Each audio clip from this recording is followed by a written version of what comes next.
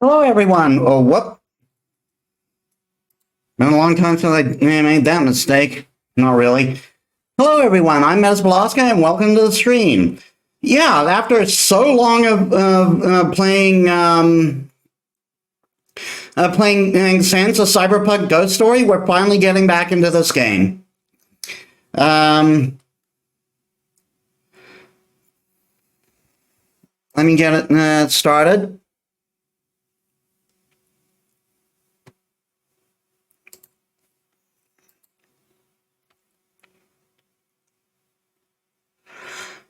I do have to admit, though, I never managed to replay used story. What? I never managed to replay used story to ensure I get the special scene. I'm just not going to bother doing that right now.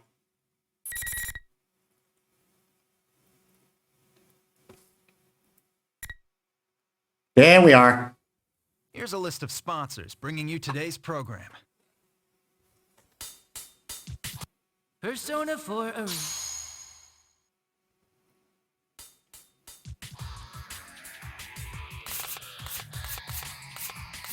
Okay, P4A story mode.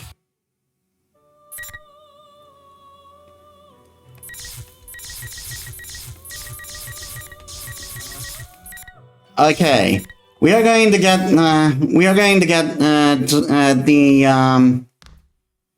the true ending for you, because screw it at this point. The ending for you, I mean. Cliffhanger. You're lying. This isn't real. I'm not a machine. You're not me. Well, I completely forgot to put my phone on silent.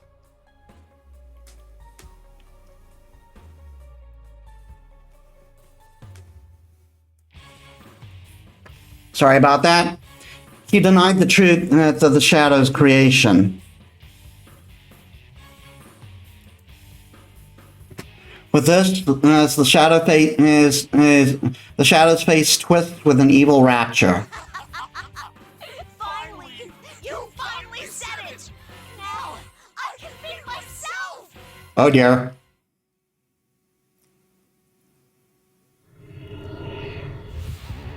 She's more of an owl! Yes, the power.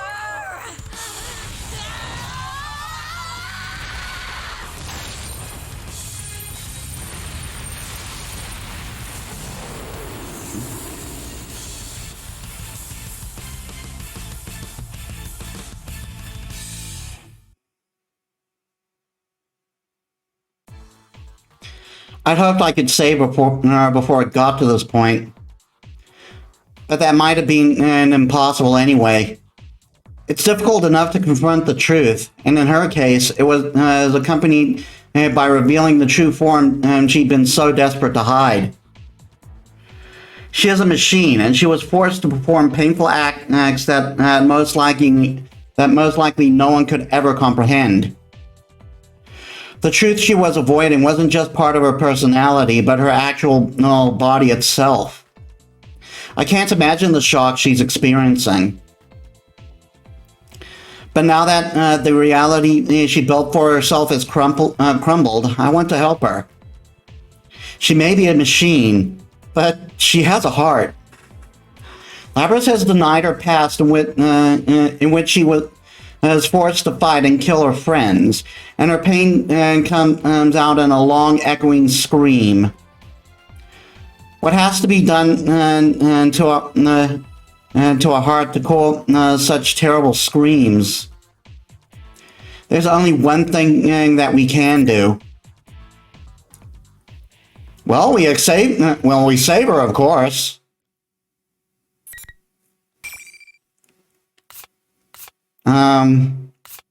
Yeah, that's for the extra thing with Yukiko.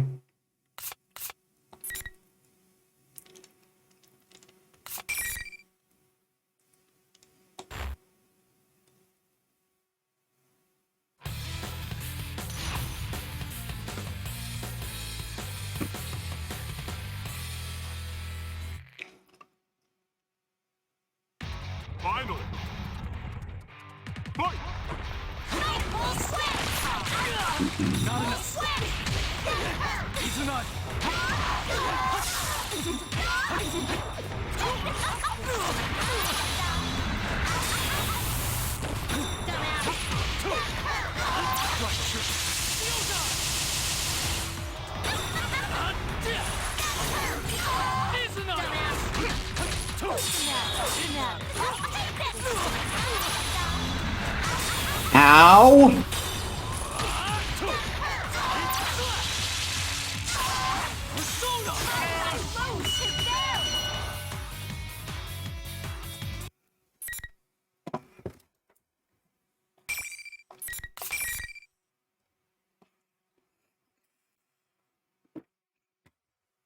And for the record, if I remember correctly, I am still playing on normal.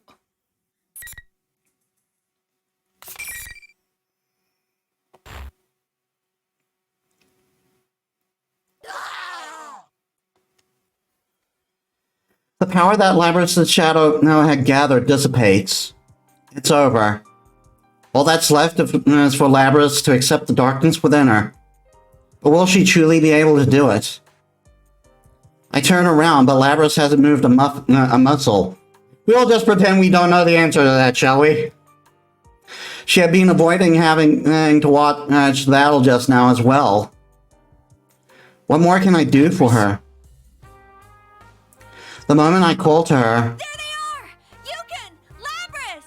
Sister, Narukami-san. Chie and Aiga-san, and not just them. Yukiko and Yusuke are right behind them. And there are even more surprises. Man, as soon as that invisible wall thing disappeared, I knew you did it! Mm-hmm. We ran into Aiga-san along the way. She told us about Labyrinth and everything. A little late, wasn't it? If someone told me what was going on from the start, I would. You fell into the TV when you were half asleep! Crying out loud, you really know how to blow it when it counts! Hey, what you going to tell them for? I don't think this is the time for that.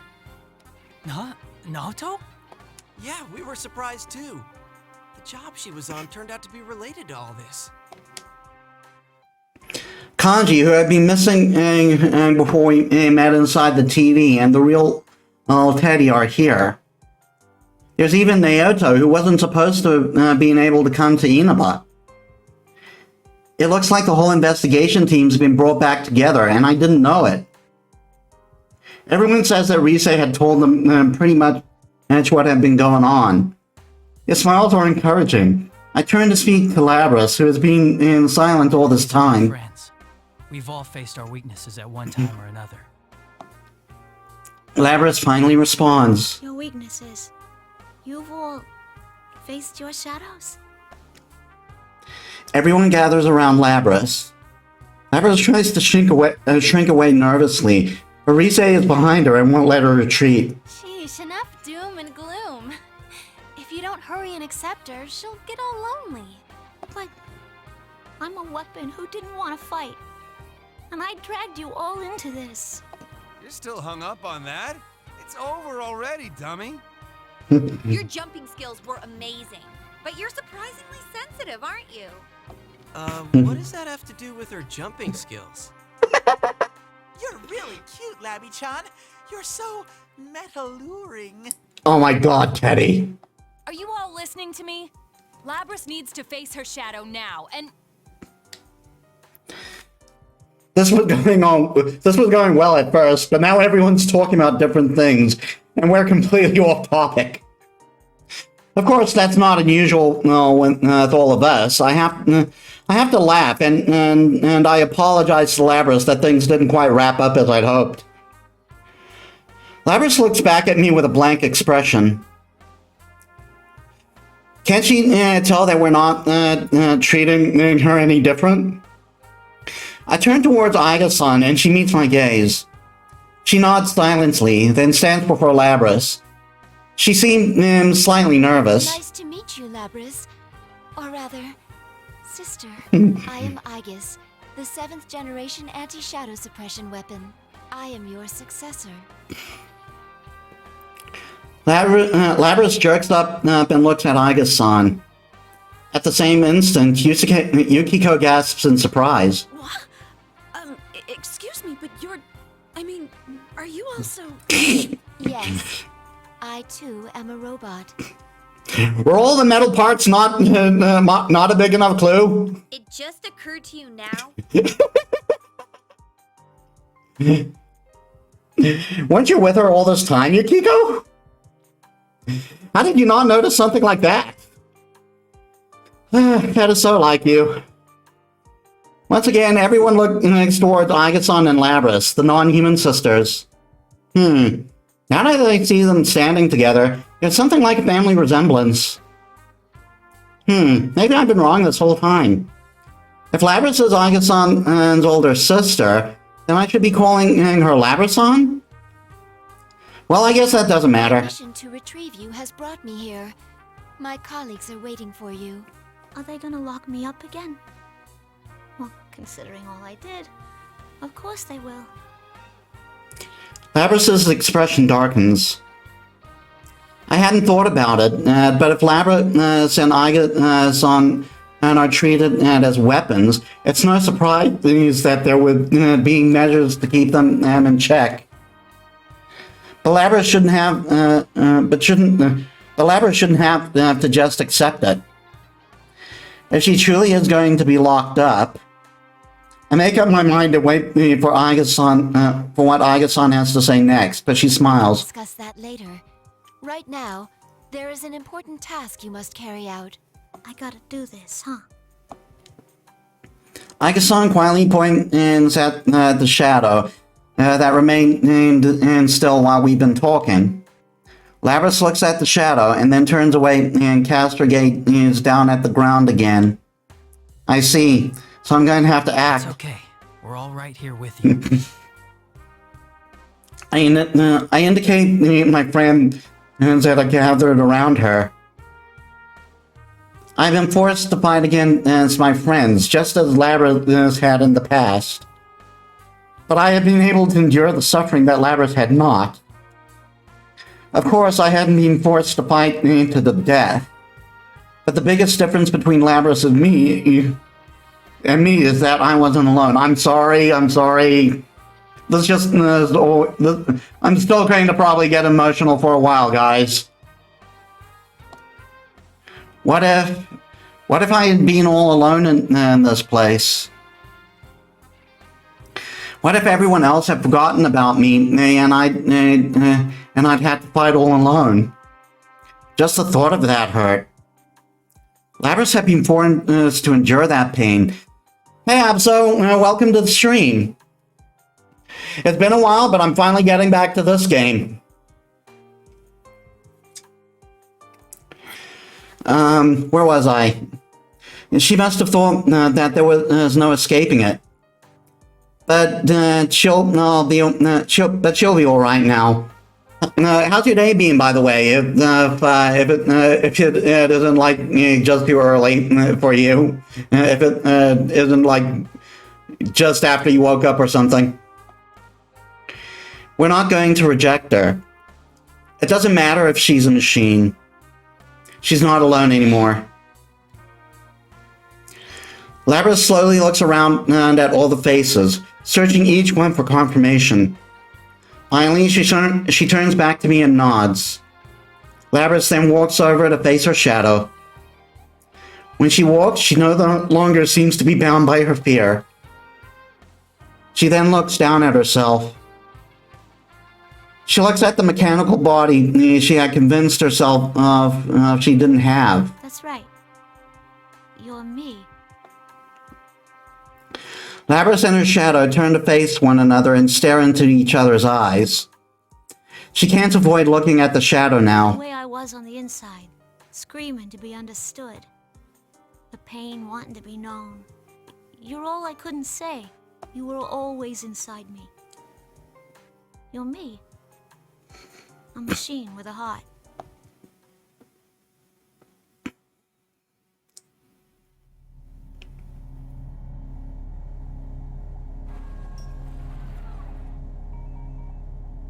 I'm sorry I ignored you all this time. I was the one who left you all alone.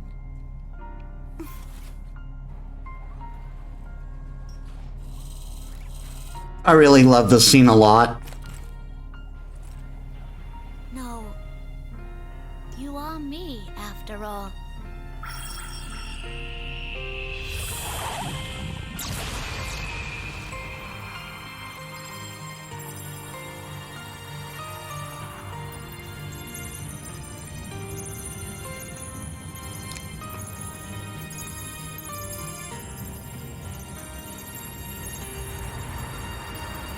Happy birthday.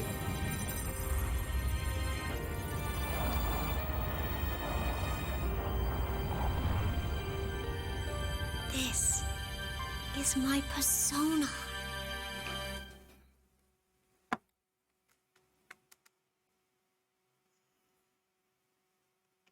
Labras accepted the existence of a shadow and attained a persona. It's finally over. We take Labras with us and follow Teddy and Rise to the school's rooftop, where they say it's connected to the TV in Juness. The invisible walls are all gone. Perhaps there were walls like that wherever she came from, and she drew on that in making this place. But I have a feeling she's truly being freed from those walls now. As in confirmation, Labras is slowly warming up to us, smiling more and responding to us when we start talking to her.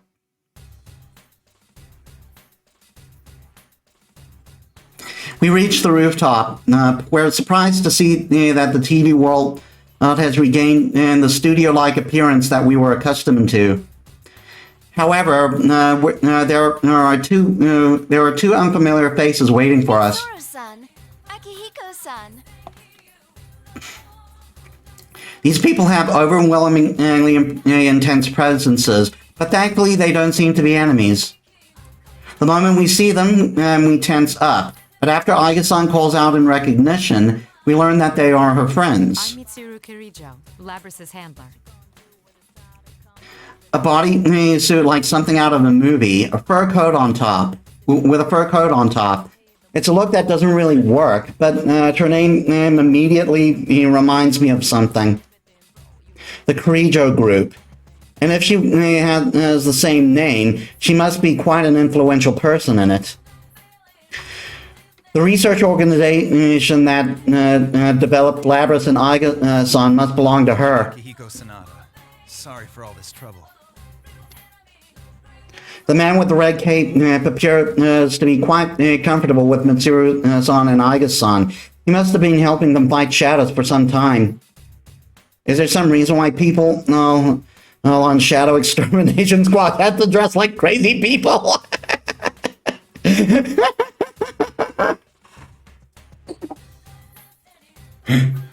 This is likely your future, guys. This is likely your future. So, what's going to happen to Labras now? Before we fully introduced each other, Yosuke asked Mitsuru-san what I've been wondering myself. I know all of us must have been worried about this, but I was waiting for a good moment to bring it up. Even Yosuke seems to have realized how out of line his question is, and he shrinks sheepishly, as if regretting having asked the question. I know why Yosuke is worried, but why does he keep stepping on landmines like this? Well, if he's already stepped on it, we may as well wait for the smoke to clear and see if there's any answer. Well, you deserve to know. We were thinking of sealing her away again. They were thinking? And did something change their minds? Mitsuru-san turns to Labras. There's a smile on her face, but is she smiling for the reason we hope she is? A report from Aigus says that thanks to you, Labras has acquired a persona. She's hardly a rogue test unit anymore. Besides, she has a heart. We would never treat anyone with a heart so poorly. Yeah, we did it! Thank goodness! I'm so happy for you, Labras! My friends roar in excitement. Labras looks around and at us all, bewildered before saying anything. Even though we've only known her for a very short while, we've already come to accept her as our friend. Mitsuru-san's words come as great relief, as if I'd been worried that she might lock me up too. Good job, guys. Let me say thanks. He speaks without any hint of concern, but I see a touch of gratitude in Akihiko-san's eyes. He certainly looks, how can I put it, bold, but he must be an honest and uptight person. An upright person. I changed the context of that. I guess I couldn't call him stoic. There's a distinct briskness to him. There's no way that people so considerate would neglect the goodness of Labras's heart. It seems that Labras can't believe everything she's hearing. She turns to Akihiko from Akihiko-san back to Mitsuru-san. Not gonna lock me up again? No fooling? We only seal away objects. If I did that to you, knowing you have a heart, I'd be no different from the Kirijo Corporation of old. Labras, you've been blessed with good friends. Yeah, Mitsuru very much knows how much of a dick her grandfather is. Or was. Labras looked stunned for a moment, and then scrunches up her face as if about to cry. But then her face tightens up with a brilliant smile. Who would think that anyone capable of making those expressions was just a machine? I find myself almost moved to tears as well. We're just about to leap forward to congratulate Labras once again when... Oh dear, here we go again. Labras's head droops suddenly, like a puppet, whose strings have been severed. I'm about to rush over to see what the matter is when I see Akihiko-san take a fighting stance. I realize that it is no ordinary matter. Suddenly, a bizarre voice emanates from Labras. It's not over yet. That isn't Labras's voice. This abnormality seems to have made Mitsuru-san come to a realization. What? It's the same communication system as ours. Everyone, step away from Labras! Mitsuru-san and Akihiko-san rapidly shout instructions to us. We all spread out and watch Labras from a distance. I cannot gain access. She is being hacked. It isn't coming from inside this facility. The signal originates elsewhere. You mean outside the TV? Outside the TV? That's right. I curse at myself for having forgotten what was supposed to have been the cause of all this. All this going on because Labras had somehow been placed into a TV. So there has been someone outside who threw her in here. The same person who stole Labras from the Kirijo group and then threw her into a TV is now taking direct control over her. This is just a little extra resistance. Now, entertain me. Dick. The nonchalant voice fills with malice. With a dazed look in her eyes, Labras looks up and dashes forward. She's fast. I barely dodge her axe in time. Surprisingly, I look up at Labras once more. Surprised, I look up at Labras once more. Her eyes are blank, as if she wasn't looking at anything. Those eyes were once filled with the strength of responsibility and the awareness of duty. Her face had once been filled with sorrow over her painful past. And she had smiled when she had found real friendship for the first time in her life. Whoever is controlling her has stolen all these things from Labras. Then... Yeah, we're not going to let her do it. I won't let you hurt her. Here we go again. One last fight.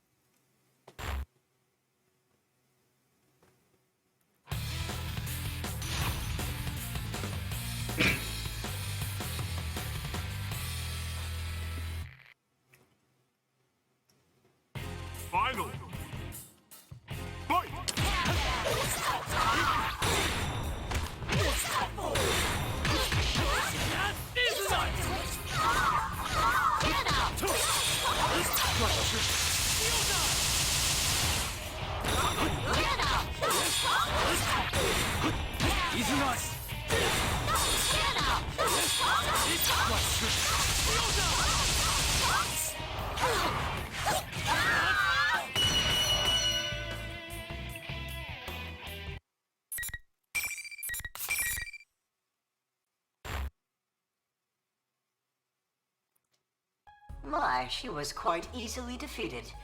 Evidently, I didn't push her far enough. Asshole.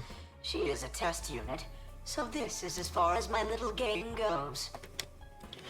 Lapras has stopped moving. The only sound is a smug voice that continues to come from her.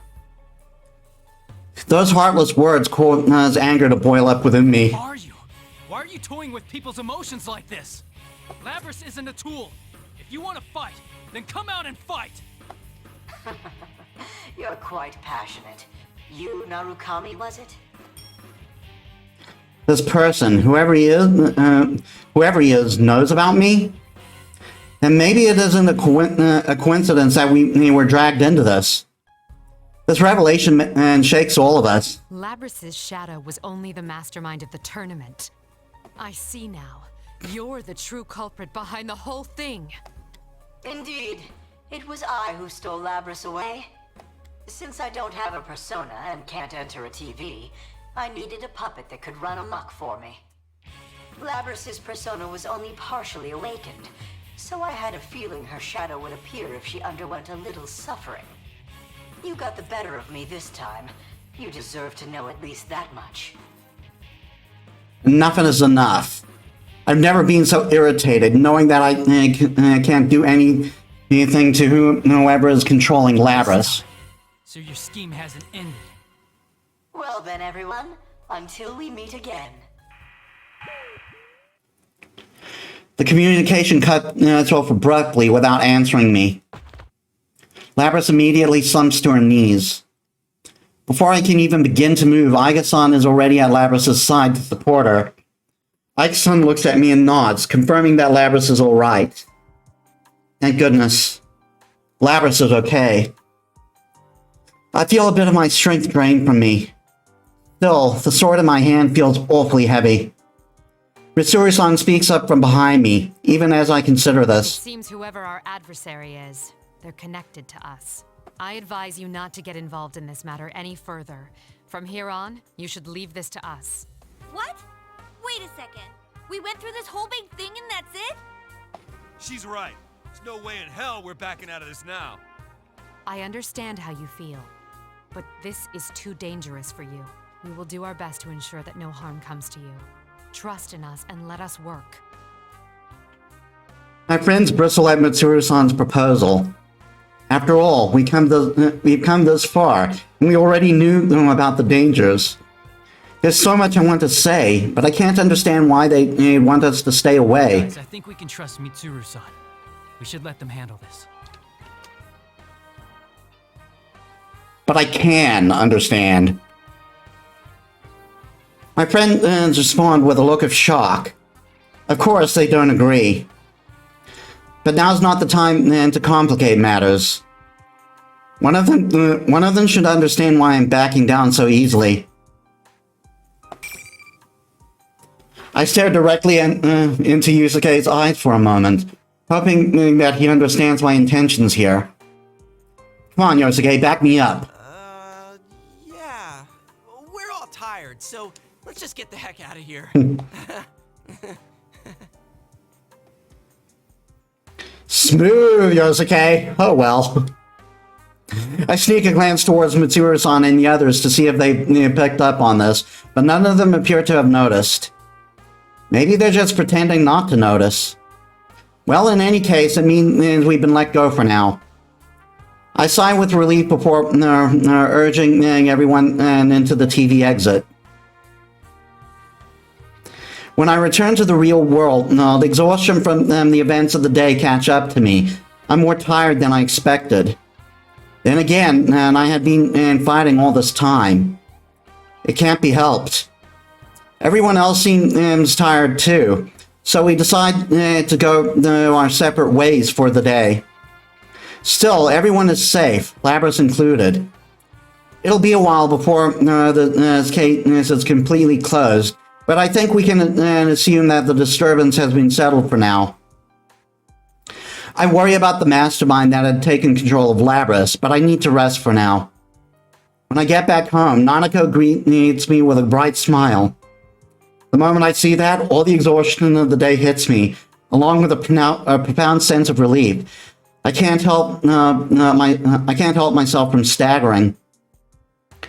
Nanako and my uncle were worried a bit by that, but that doesn't bother me at all.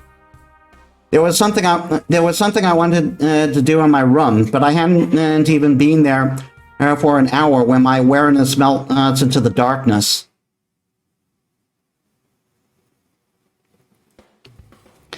I wake up to my phone ringing. According to the call, we're supposed to meet up at the outskirts of the shopping district, at the crossroads in front of the gas station. When I arrived, the other members of the investigation team had already showed up. Surprisingly, the one that called us was Labris. She wanted us to come so that she could say her farewells to us. Woo, is that it? Yeah, I'm pretty sure that's it. Oh man, it's so long. What the heck kind of car is it? It doesn't even turn corners. A long limousine drives up to us with surprising speed. It's long and I can't believe it's so long that I can't believe it was able to handle the country roads of Inaba. I don't think I'll ever see another automobile like this in my life. And if I remember in proper player matches, when Mitsuru comes up, you actually see that limousine.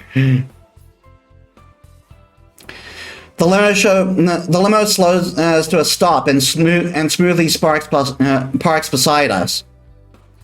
Mitsuru-san climbs out from the back seat and nods to us. Labris and Akihiko-san are in the back seat as well. Good, Labris. Sorry I made you come here all of a sudden, but there was something I really wanted to tell you guys. When I look at her, Labris smiles and looks embarrassed. She takes a moment to look around at all of us, then continues. I decided to work with Mitsuru-san. I want to catch the darn culprit. Not only that, but, you know how you guys had my back during this whole mess? Yeah. This time, I want to get yours. You go and do that. I can't help but smile at the conviction and trust in her words. Labris has faced her weakness and accepted it. She's about to begin walking toward the goal she found on her own. That's why I don't see any reason to stop her. It'll be sad to see her go, but this decision is one Labris made for herself. Definitely ain't the last you've seen of me. When I come back, we'll hang out some, okay? I'll be waiting, and so will everyone else. Come back soon. To lose such a rare beauty again, it's so tragic. Again, can we please get General Teddy back?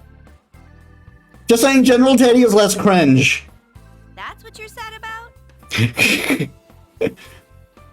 Everyone has their own response to Labris's news. But one thing's for sure, we'll be waiting for her. There's no lie behind that sentiment. After all, she's our friend.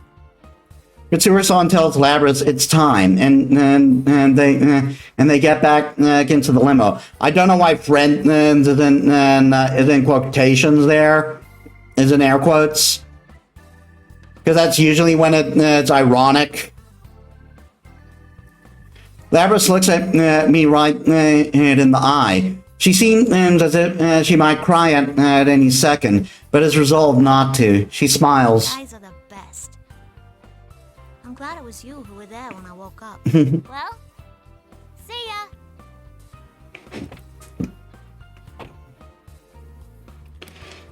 Man and machine. I wonder if there's truly a difference between them anymore. The thought comes to me as we wave our final goodbyes to Labris. The limousine demonstrates its impressive agility as it speeds off down the narrow rural roads. Aw, she's really gone. Seriously. Wish she could have stayed a little longer. I would have liked that myself, but they have their own tasks that must be done. Yosuke and I share our glance after Nyota says that. Their own tasks, huh? It's not just theirs. We smile at each other. Ever since I answered Mitsuru-san's proposal inside the TV, I've made my mind up. Yosuke already knows how I think. Then again, that conversation wasn't very long ago. It had only been this morning.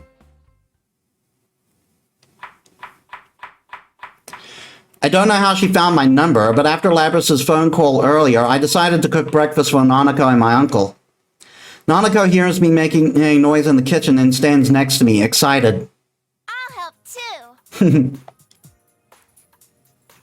I panic for a moment when Nanako reaches for the other cutting board than the knife. I considered stopping her, then decide not If you're to. gonna use the knife, be careful, okay? Make sure you don't cut yourself. Uh-huh. I'm always careful when I cook with you. Nanako picks up the cucumber from the counter and begins slicing it diagonally. Her skills are still clumsy and unsteady, but all I do is caution her about how to hold the knife. And when I watch her, I watch her work without intervening. She doesn't have to become a master all at once. All it takes is constant progress, little by little. The same can be said for me, sorry, or anybody. Even though things may hurt us, we may want to give up, and we may want to give up. We just have to keep trying, and as many times as it takes until we see our goals through. Instead of nothing changing, I wish to see everything changing, along with myself. Oops, sorry, Nanako. Could you put the knife down for a second? Okay. I ensure that Nanako has to put down the knife before I answer my phone. I didn't have to look at the screen to know who was calling. Hello? Is this Yosuke? Like you don't know. Listen, about yesterday. I thought this was coming. Yosuke rushes on, and as if irritated that we have to have this conversation over the phone, but I managed to calm him down. It's funny that he's getting so excited over this, but I'm glad he managed to wait the whole night before calling me. Do you remember the Moonlight Bridge? The one from our class trip? Yeah, sure. I used to be a city boy too, remember? Hey, were you checking out the Kitty Joe group online? Perceptive as always. Now that's my partner. Oh yeah, the Moonlight Bridge was like part of the whole thing with Persona 3. I swear to God, once that releases on PC, I am definitely playing it. Like, that's my personal favorite in the Persona series. Despite the transphobic jokes. The transphobic joke. I'll probably be playing the female protagonist anyway, but yeah. Perceptive always, now that's my partner. When I went back to my room last night, I'd spent as much time as I could searching for information about the Kirijo group online before I fell asleep. Of course, there wasn't anything about an organization involving Labrys or Aiga-san, but the little I did find was better than nothing. Yosuke asked me if I planned to go back on my word to Mitsuru-san and the others. I did say that we ought to trust them to solve this mystery, but I never said we should let them do it alone. After all, the person behind everything may be after us. On top of that, they were using others in horrific ways. Down from this, right? Now you're talking, partner. Yosuke and I continue to talk. We know that we're getting closer and closer to a battle with an enemy we haven't even seen yet. There's only one thought in my mind. No matter what kinds of hardship await us on our path, we will continue to fight on. As long as we have friends that will walk the path alongside us. Nanako watches me talk on my cell phone and smiles. Excited, big bro. I smile back at her innocent face before making a confident The declaration. investigation team is back in action.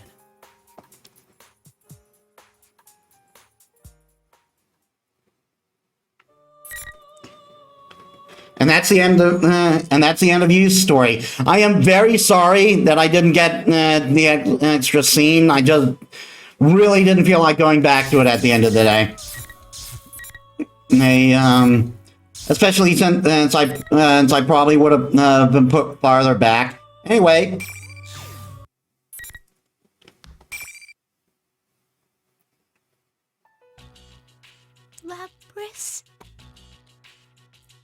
Lapras murmurs to herself. Her head hangs lifelessly as she stares at her mechanical limbs.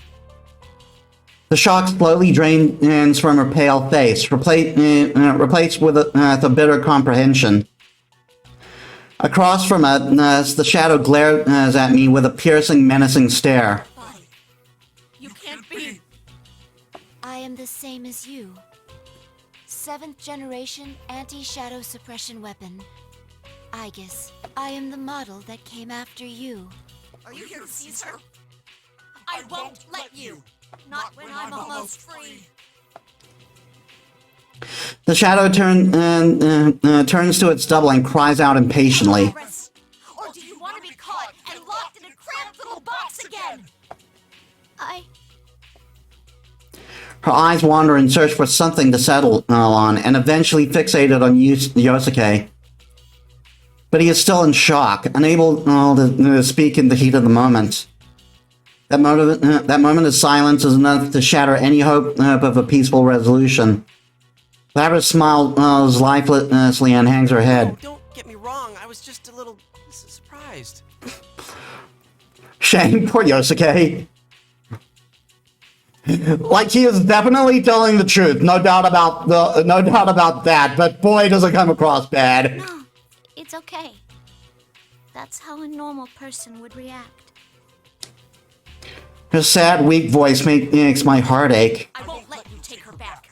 I will gain my freedom, whatever it takes.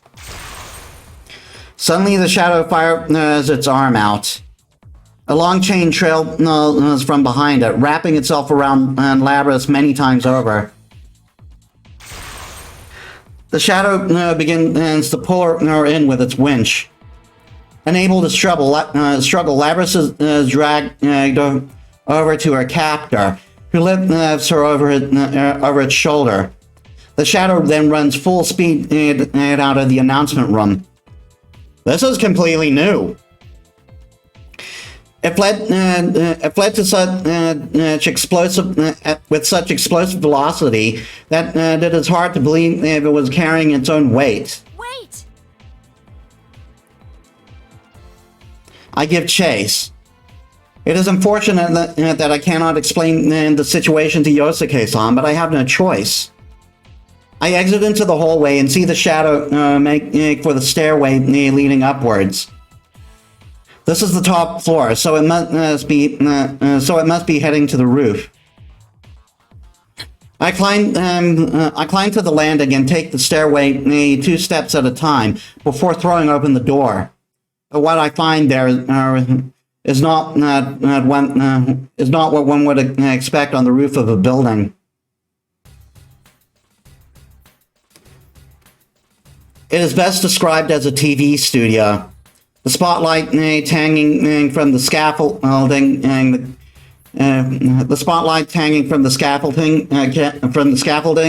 the cameras here and there.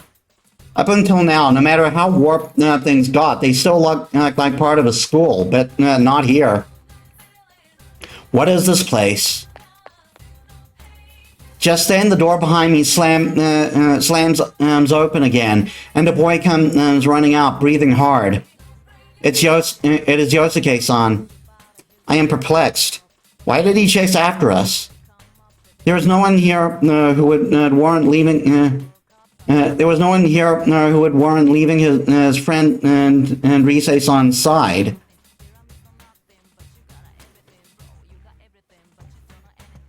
Suddenly, the area is shrouded in a menacing aura. The shadow appears. It is still carrying Lapras over its shoulder. Lapras shouldn't be unconscious, but she isn't showing any sign of resistance. Pests. Too bad for you. The Grand Prix is still on. have fun wasting time fighting each other. Hey, wait! Ow, whoa. As soon as Yosuke turns around to give chase, he runs up against something. I try stretching out my hand. Just as I thought, there was an invisible wall. Though it wasn't there when I climbed up the stairs. The only back door into the school is one beyond the wall. In other words, we are trapped. Yosuke-san hangs his head in shame and looks at me awkwardly. This means we have to fight. Sorry, I feel like I got in your way. I came here without thinking and fell right into the enemy's trap. I'm sure that's what he's thinking. But as I see it, it isn't Yosuke-san who should be apologizing. I'm so sorry for all this. Huh? We are the ones ultimately responsible for this incident. I am sorry to have dragged you all into it. If your friends are safe, I would suggest you evacuate at once. But in these circumstances, I must go after her. There's no need for you to take the blame. I mean, I feel the same about wanting to go after her. Why? I'm not sure this concerns you. I promised I'd protect her, but I couldn't back her up when she needed me the most. So, I want to apologize and actually keep my promise this time. I feel like I can't leave her alone right now. In his eyes, I could see a glimmer of determination. I should explain certain things to you. I'm not authorized to disclose everything, but... I review the important parts for him. That personas and shadows are universal. That they have existed since ancient times, and that there are probably little-known battles and pacts over the world to harness their power. That I have experienced in one such battle, and was in fact created for that purpose.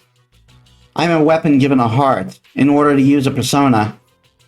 I explained that Labrys was a prototype, long sealed away, one that was lost during a recent incident.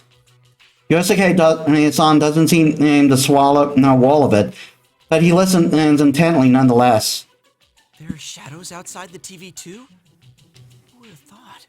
I was surprised as well, to find out that a world like this was accessible through televisions.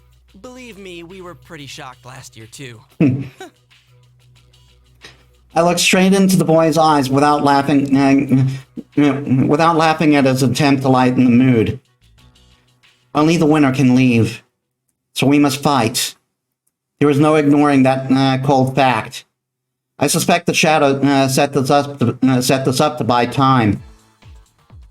We don't have a moment to waste. I don't say anything, but Yosuke seems to get the picture. Can you tell me something? What's going to happen to Labrys once you catch her? I cannot answer that. Yeah, I thought so. You did say that she was a weapon after all. Not really surprised you can't talk about it with outsiders. Is that all? I must go get her back. If you cooperate with me, I am sure I can knock you out painlessly. In response to my blank suggestion, a wry smile appears on Yosuke-san's face. However, his eyes still have that gleam. Sorry, but I can't back down. Are you really going to fight me? Not to boast, but you would challenge a living weapon? She said she wanted to be free. Hey, I made her a promise. I want to see it through. I guess you could say it's a guy pride thing? He jokes about it, but there is resolve behind his words. He will not back down. What he is really saying is this. My feelings for Labrys are as strong as yours. I smile inwardly, though it does not show on my face. Understand. I accept your challenge. Well...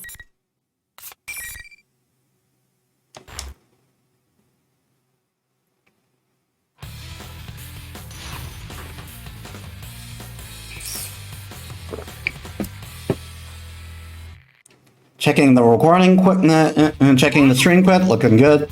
Let's see if I can remember how to play Labrys. Aegis.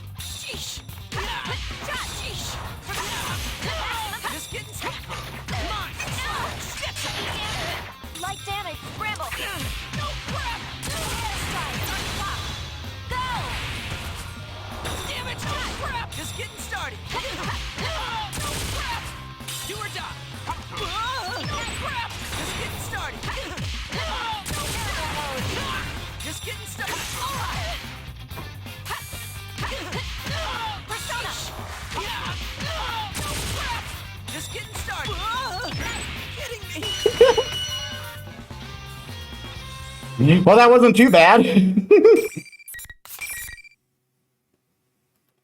Not bad for someone who's actually terrible with the character, no matter how much I love her.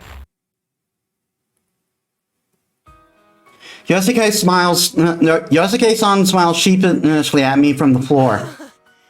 I had a feeling I didn't have a chance against a pro like you. Ow. You sure are strong, Aige-san. I mean, fair point. She does have 2 years experience. She does have a year experience over you. Are you all right? In fact, she has more.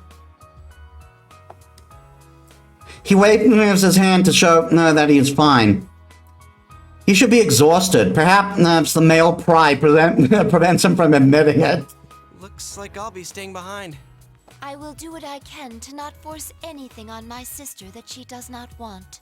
Can you tell her that I wanted to apologize to her too? Of course, I'll tell her myself once this is all over, but...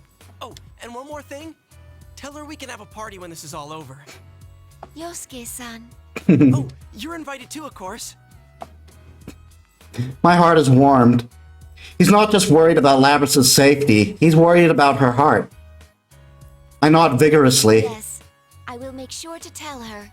Though, we are not capable of eating food. Will that be a problem? Huh? Really? Nah, it's no problem at all. Thank you. I'll save Labrys from this world, from her cell of solitude. There are people in the outside world who accept us as allies. Some of them consider us friends. I'm happy that hope is so close by. Careful. That shadow looked pretty strong. I will. Please stay safe. As he cheers me from behind, I leave the roof.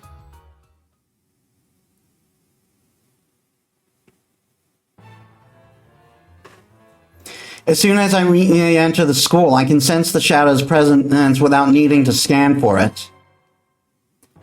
I follow the presence back to the announcement room. What could be waiting for me this time? I slowly open the door, wary of an attack. But the room is quiet, no ambush comes. I step inside. Both versions of Labrys are facing each other further into the room. I quickly step between the two, shielding Labrys from her shadow. But the shadow does not seem alarmed. It spins its axe idly. Late. I had a feeling you'd be the one to come. Was Yosuke-kun a tough opponent? Going by light bars? Kinda, not really. As it finishes the sentence, its axe stops. I brace myself in anticipation of an attack. But the shadow simply smiles brutally. Just as you thought, the real party begins now. Just as the words sink in, I hear a sound simultaneously. The heavy sound of the air begins to being sliced behind me. I lunge to the left solely on reflexes. A battle axe slams into the ground where I was only where I had been only milliseconds ago. What? Sister! Oh, so close. Shock spreads across my face. Labrys takes a combat stance with her battle axe. Her wet eyes focused on me. She has chosen to fight for the unreal school. Is this what you really want? What else is there for me? Labrys sounds resigned in her reply. I have no answer for her. My heart aches as if it was cut by a razor. It's finally come to this. Sister versus sister. Let the battle begin. You're a jerk, Shadow Labrys! The shadow jeers at me with delight. I do not have the presence of mind to deliver a rejoinder. The battle about to play out is straight from the worst case scenario I had envisioned. The very person I hoped to save. My sister, I must defeat her with my own hands.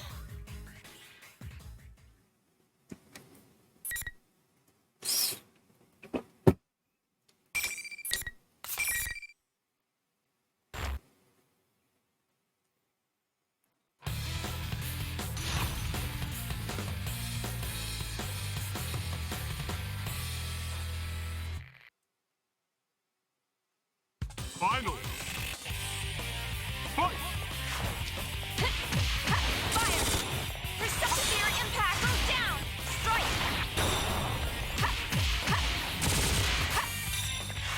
Shot! Scramble! Aerial mode! Start block! Go! You don't have a persona, sister! Less damage! Okay, I should have gotten out of the way of that. Scramble! Shot! Aerial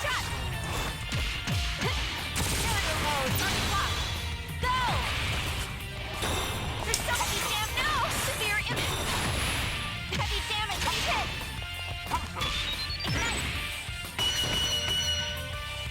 That was my fault. I got myself into a corner.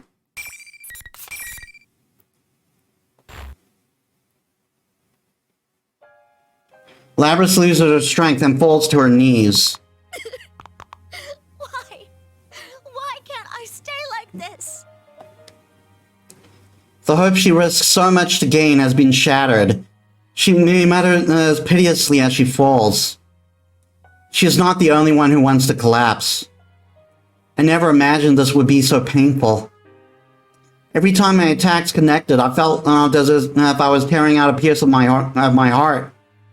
This unwanted exchange of violence, ending in one of our destruction, leads to nothing but despair. Each time I felt that pain, the memories of Labrys I saw in the classroom, those vivid images made sense.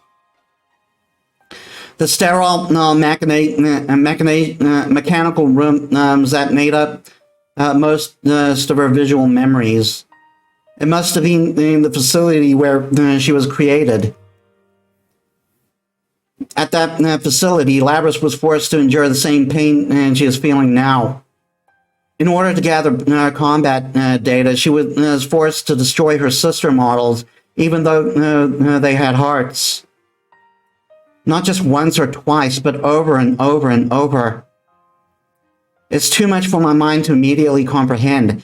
Agitation spreads through me like a fever.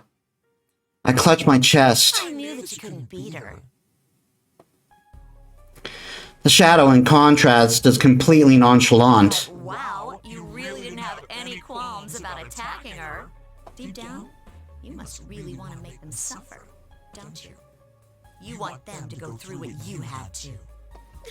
No! You want the everyday boys and girls to experience what you had to go through, right? That's why we're in a school having a fighting tournament. This is what shadows do. You want to see close friends fight for their lives against each other. Because if they do that, then they might understand. You want to make them understand. That ain't true! But it was no use. Even another living weapon can understand you. It's all right, though. You don't have to worry about that anymore. I'll take care of everything from here. I'll destroy anyone who doesn't understand you and comes to get in your way. Just please stop! Just like you once did. That's all a lie! You're not me! Here we go. The second morbing. Finally! You finally said it! I'm finally free! The shadow's eyes start to glow, full of life. It isn't just a change in its attitude, its power seems to actually be rising. Did something in this conversation and with Labrys catalyze this change? Yeah, because Labrys wouldn't know about the situation. Too late, it hits me. What did the shadow want with Labrys? It was trying to buy time, which meant it needed something from her. It's time for the true star to take the stage. Its shadow shakes the air. As if in response to the cry, the room begins to warp. The view beyond the window shimmers ominously.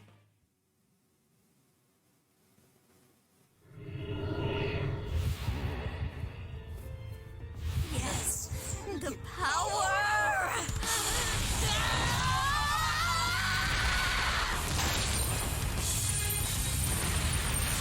The Minotaur emerges once more.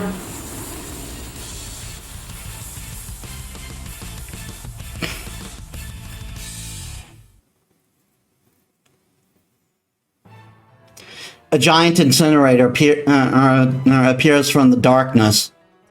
Countless chassis are falling in to be coolly destroyed, illuminated by the blood-red light of the flames, and the shadow reveals its true self. Seeing Labrys's look-alike command and a giant beast behind it brings to mind the summoning of a persona. I run over to Labrys and stand her listless body up. It seems that the shadow has accomplished its goal with Labrys. I was used, forced to destroy my sister for this purpose. Forced to fight my sister for this purpose. Jesus, that made I changed the context of that. I clench my teeth at my own slowness as to comprehend. Now, let's get started, shall we? This isn't just for Labrys. This is the enemy, the fate of anyone not human. It seems that I must take responsibility for this.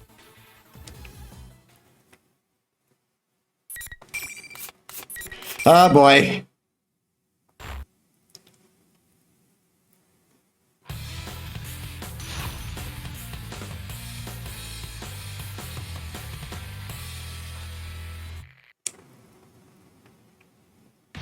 Finally. Look.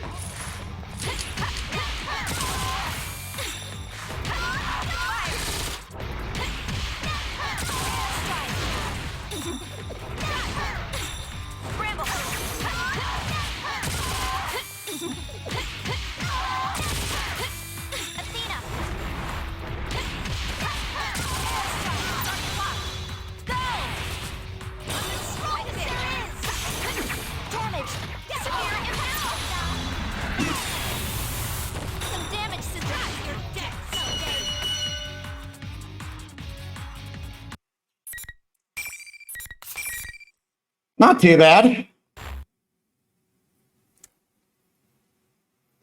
The monster's form melts away as it disperses like fog. Only a silhouette, similar to Labrys's, remains. It falls to its knees, having no will to resist anymore. Somehow pulled through. I turn to face the real Labrys. You all right? She is conscious and seems to have no major damage. All that remains to be tested is her will. Listen, I have a message for you. From Yosuke-san.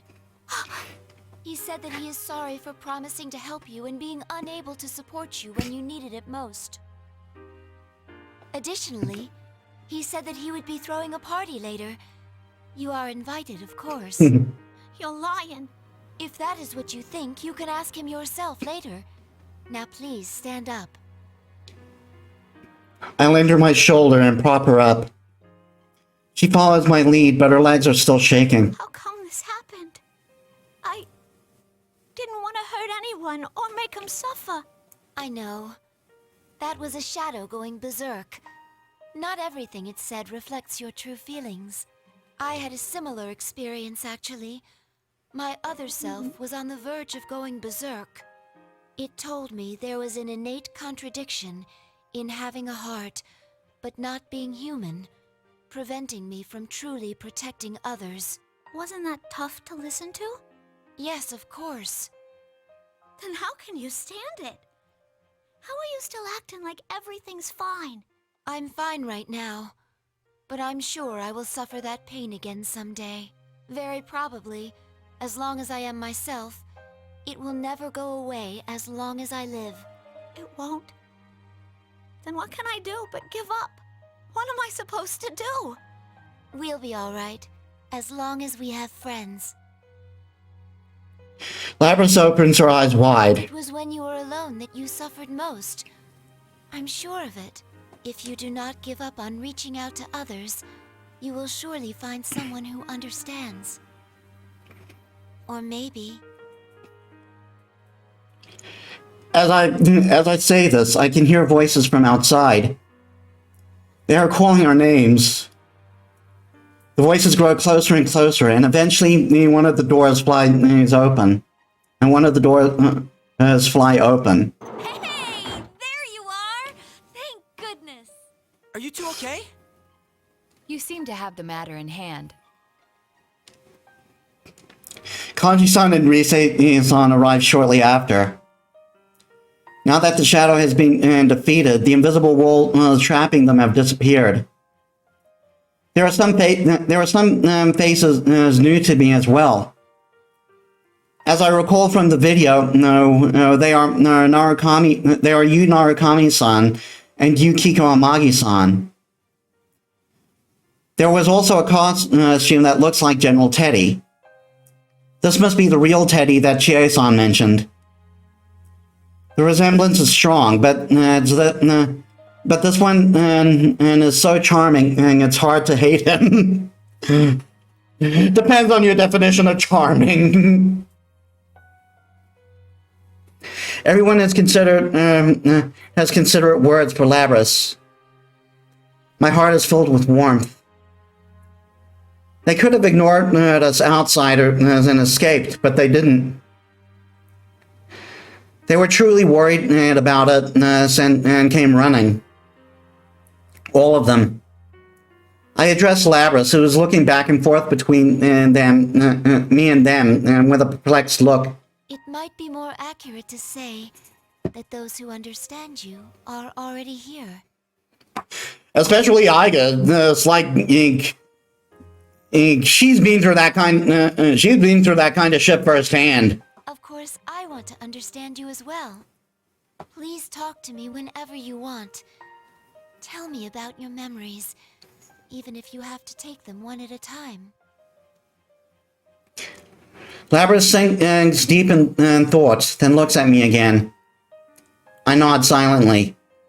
She slowly starts walking and stops in front of the shadow, who stands as quietly as a real one, and at the other end of the room. You were right. I was always alone, so I had no one to talk to, no matter how much it hurt. I'd also like to note, Labris has come closer to any other robot character to becoming human.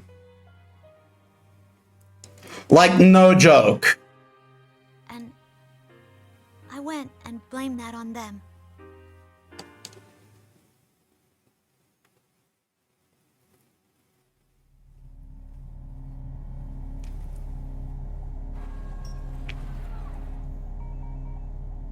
I'm sorry I ignored you all this time. I was the one who left you all alone.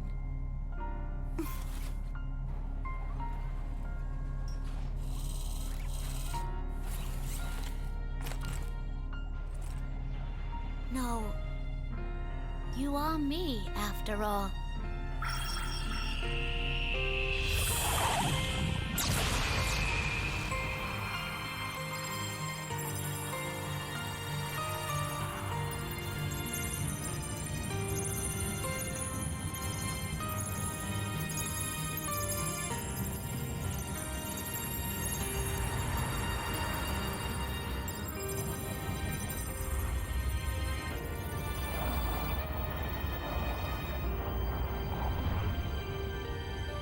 This is my persona.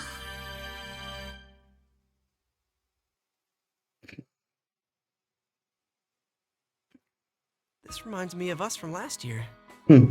Yeah, it's the same thing. She's really no different from us. Yosuke-san and the others smile. To acknowledge one's weakness in front of others. He must have earned their personas through the same ordeal. I can see now why their bond is so strong. The tension in the air evaporates. Just as Labris's expression softens, a familiar voice comes from behind. Is that Labris? Everyone turns to look at the newcomer. Mitsuru-san, Akihiko-san, you're all right. Of course we are. I run towards them. Neither of them appear to be injured.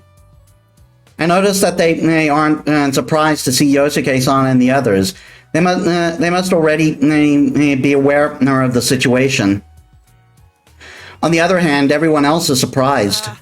Who are these people and what the hell are they wearing?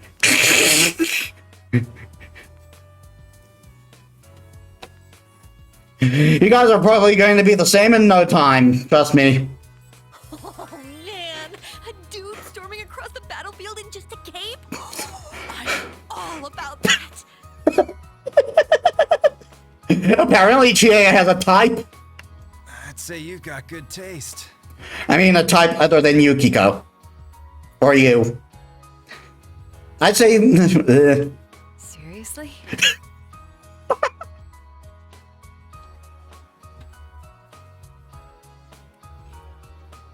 You go around in a suit and a manga. You can't talk. Well, not particularly a suit, but it's like, come on. Flabbers grabs weakly at my arm. Don't worry. I smile and nod. She still bites her lip in anxiety, but she is no longer afraid of everything. You're Labrys, correct? Labrys simply nods in response to Mitsuru-san's question as she walks up. There is a moment of silence. Mitsuru-san's sigh of relief breaks I'm it. glad you're safe. Labrys smiles back awkwardly. The look on her face helps dispel the tension in Yosuke-san and his friends. Mitsuru-san notices this as well. I step forward alongside Mitsuru-san and introduce ourselves and show our appreciation.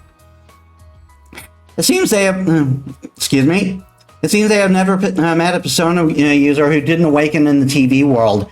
We spent some time discussing our respective circumstances.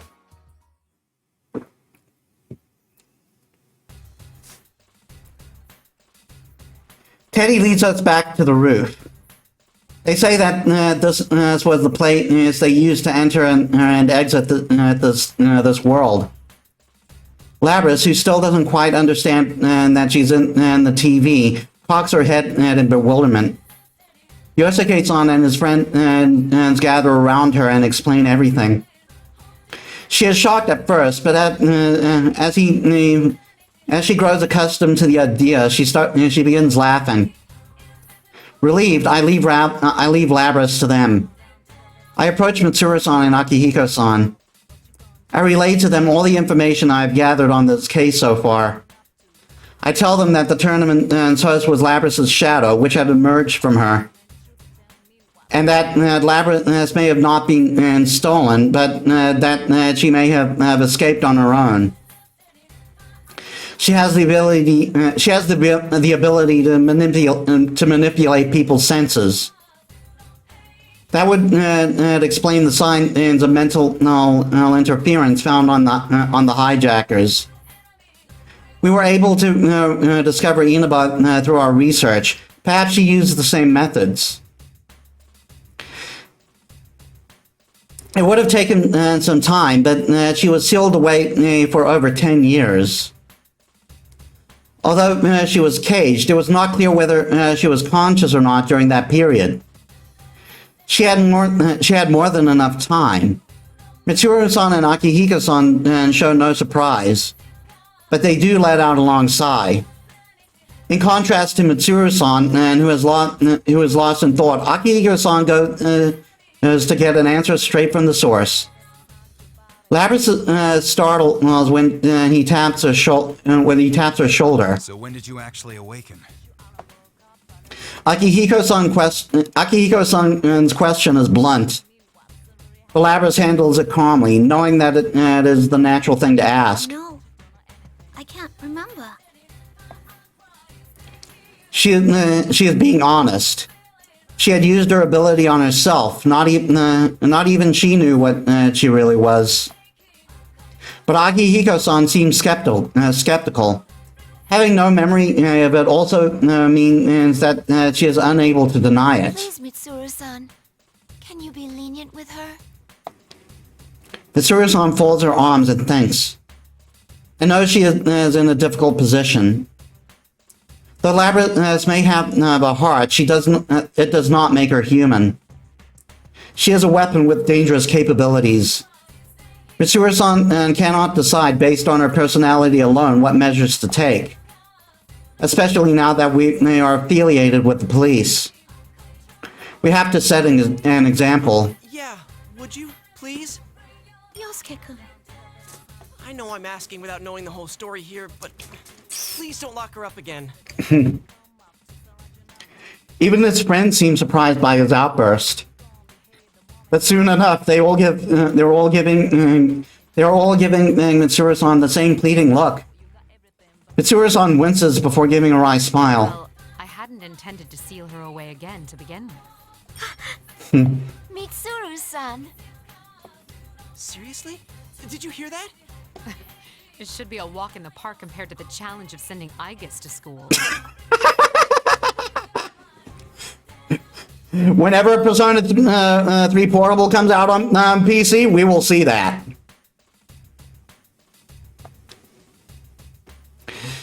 She has no intention of locking her away. The smile on Mitsuru-san's face confirms that much. So much. How about if we go outside? This isn't really the place to stand around and chat. Yeah.